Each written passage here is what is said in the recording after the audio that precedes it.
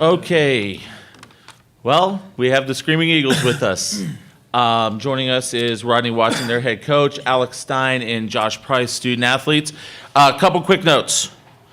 So far, the attendance for the second session is 7,330 people. That is the second most attended.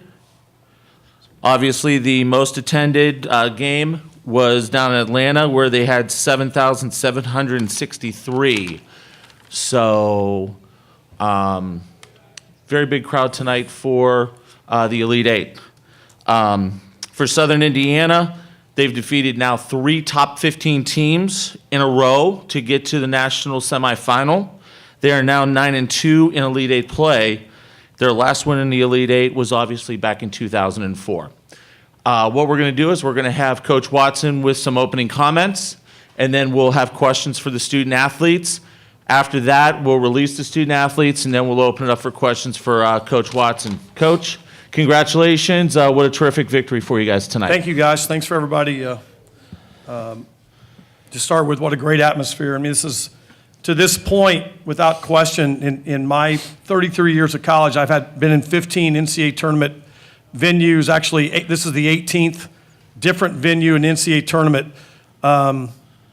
Even in the Sweet 16, when we were in Syracuse and we were at San Jose one year, this was the greatest atmosphere. And up to this point, the experience for these kids before the game is the best I've ever seen an NCAA experience for our young men. And that's what you really want.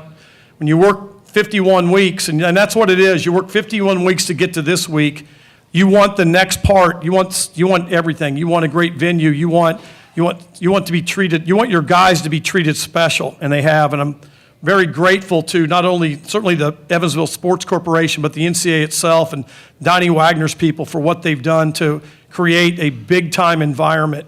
And we had a recruit here today, as a matter of fact, and man, if he doesn't like this, there might be something wrong. So to start with that. Secondly, the guys came out. They've been in the moment. This is why you go to Indiana and play. This is why you go to Butler.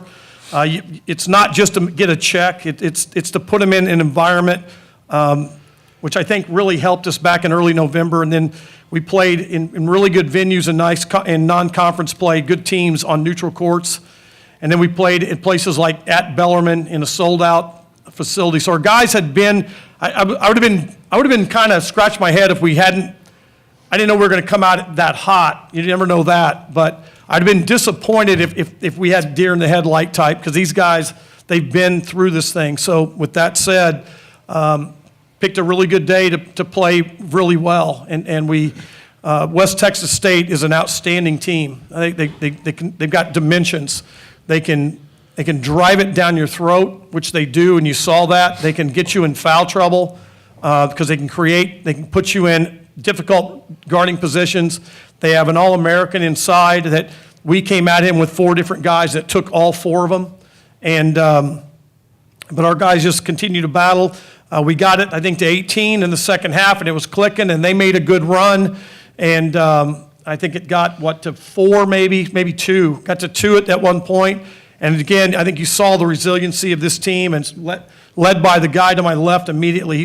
His eyes have never changed since the first week of his freshman year in individual workouts. And then Josh Price is a second-year guy, and man, he's getting better every day before our eyes. So with that said, I'll open up to questions. All right, we'll have questions for our student athletes. We do have a microphone. Please state your name and affiliation, and we'll get going with it. So we'll start up on the deck. Michael Gilbert, Eyewitness News. Coach, you said earlier that your head was just focusing on the game from the opening press conference. What does it feel like now that you guys won? Stay in the moment, Michael. And that's what that's what you do at this position. You stay in the moment. I told our guys, we'll celebrate this. You've got to feel good about this. You've got to feel good about how this team played. We'll watch part of this game, and then we'll go get some dinner, and we'll feel good about it. And then this team, we have an older group of guys, and this team has the ability to kind of turn it off and get to the next one, which we're going to have to do, because these next 2 teams are every bit as good as the last one we played. Once again, we're asking questions of the student athletes first. We'll release the student athletes in a moment, and then we'll That's a we'll go technical for foul, Coach. Michael. It's an F1 you just committed. No, we won't give him that yet. We won't give him that yet. We'll go down front first, then we'll go back to you, Wayne. Chad Linscott, Courier and Press.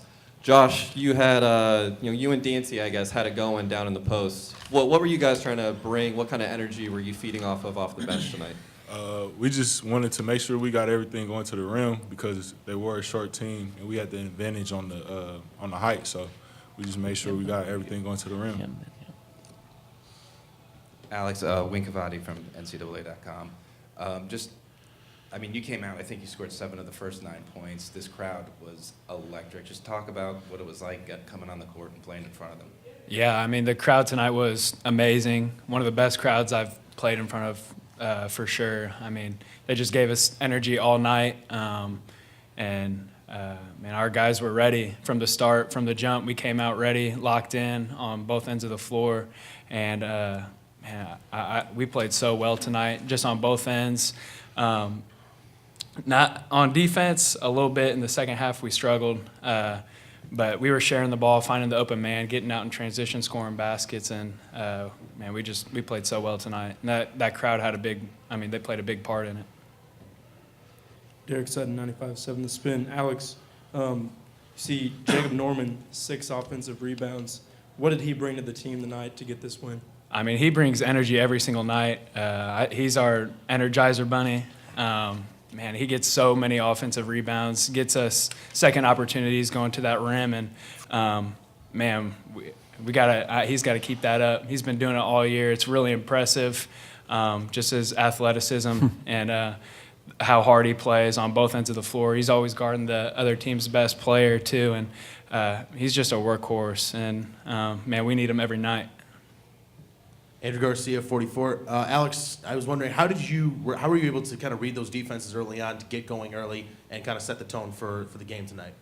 I think just passing, cutting, moving, getting my guy to chase me around the court, try to wear him out a little bit early on because that team likes to get out in transition, score a lot of baskets that way. So really just, like I said, just cutting, moving, setting screens for other guys, and trying to make plays off the bounce, whatever it is, just moving. I won't screw up this time. Josh, what did you guys learn from the physicality of this game? It was a battle from start to finish, inside the paint, beyond the arc. What did you guys learn from this game? We just learned we got to stay strong when the ball comes to us, squeeze it, keep it tight to our body, and just stay strong, play hard. John, right here. This is the coach. Coach, West Texas, they were able to We're score. going to stay with the players for a while Okay. until they're finished, please. Another one for the players? Yeah. For either of you guys, just all year long, it's been one game at a time.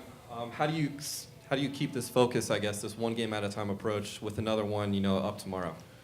We, like Coach was saying, we don't have much time to celebrate. Obviously, we're really excited about this win, but we're coming back tomorrow night and playing another game. And I think, I think we're all going to be locked in the same way we were tonight. We got to get a little bit of rest tonight and come back ready tomorrow with the same energy and keep playing the way we're playing right now.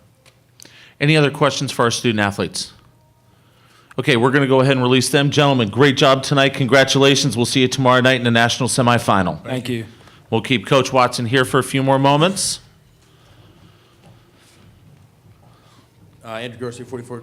Coach, how big or how crucial were your bigs tonight, like Tyler and guys like that? They made some big plays down low for you tonight. Yeah, when we played West Texas A&M last year in Vegas, they had 2 bigs, and they really had Coach Brown does a great job with his personnel, and it was a different team. They played a different style, and of course with Synergy, you get a chance to see everyone how they play, and with the All-American inside, we knew he's a problem because when he gets catches, he's so efficient. He's 10 for 20, 27 points on 20 field goal attempts, but we had to use our bench. We've done a good job with our bench, especially from early early February through now. And today, Hugo Boomba didn't get a lot of minutes, but Tyler had such a good rhythm going offensively. He was so hard to guard.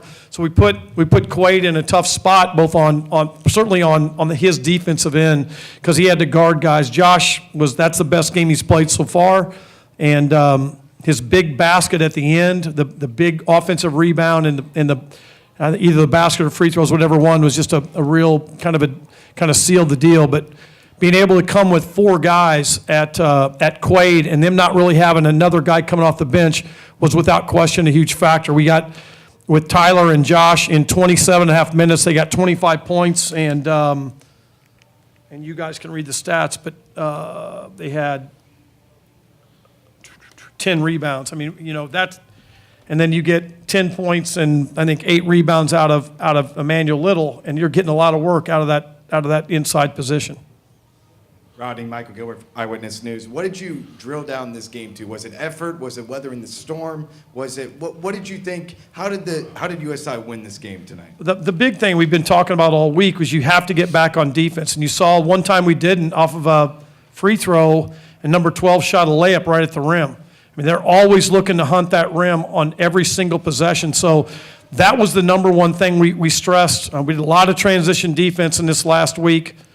The other thing we did all week was we used football blocking pads, the handheld pads, and it wasn't brutal. It wasn't a kamikaze type practice, but we had those out all week so that we did all of our shooting drills. We were using those pads this week, which college basketball. And then look, the game was, we all had to make adjustments that game. So, but we knew the way they play in their region, they're really into you. Man, they're really on you. I really admire how hard those kids play. They have thick, strong guards. So that was the second big factor. The third big factor, which we did a great job with, and it led to an 18-point lead in the second half, is that the real common mistake we tend to make as basketball players is when things are going real well in the first half and you get rhythm, you kind of misunderstand that rhythm came because you've kind of worn a team's defense down throughout that first half, okay? And you're moving the ball and you're reversing the ball. And so what happens in the second half? You continue that right away saying, hey, man, I'm hot. And you take shots right away off of one pass. And we've fallen into that many times this year, and we got off to not a great start. What we did a beautiful job today was when we had the lead, we had a good rhythm into halftime. I thought we finished the half beautifully, even though we didn't get a basket. We managed the clock well, got the last shot. We're up 12, I guess, at half. We come back in the second half, and we moved the ball, and we moved it right away, so try to hit home runs right away. So showed a lot of maturity there for our team, and you have to do that to continue to advance. We got time for one more question. Go ahead. Rodney, you mentioned it was a great atmosphere, but to have 7,300 fans, what do you think that your team showed to the local community? What kind of impression do you think that they left just, with so many people coming out to support you? Yeah, this is a basketball community, number one, but number two, this is a community that supports its city. It supports theater. It supports this community comes out of their house and they will support you if you give them a chance. Ironically, last time we played here in an exhibition, well, I take that back. That's not true. We played in a conference tournament game, but we played UE and we had 7,400 people October the 27th. That tells you the type of city we have. These people love basketball. They love our university. They love all the kids in this town. High school sports are so well supported. I mean, it is a great place to live. Anything else? Nope, you're done, Coach. Thank you you, so guys. much. Congratulations, Thank you. and we'll see you tomorrow. Thanks. Thanks, man. Thank you.